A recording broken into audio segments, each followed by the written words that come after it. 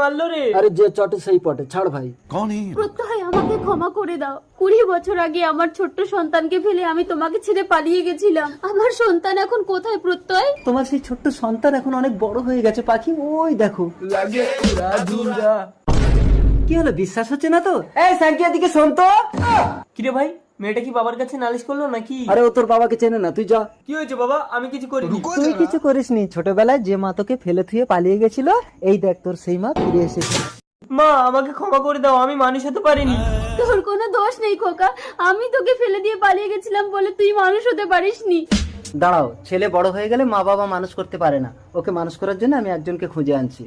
তোমাদের মধ্যে কেউ আমার ছেলেটাকে সারা জীবনের জন্য মানুষ করার দায়িত্ব নেবে? আমার ছেলেটার বিয়ের বয়স হয়ে গেছে, এখনো কোনো জ্ঞান হয়নি। আমি মানুষ করবো আপনার ছেলেকে। অমানুষ। এখানে না মা, আমার ছেলেকে আমি তোমার হাতে তুলে দিলাম, তুমি ওকে দরজা বন্ধ করে মানুষ করো।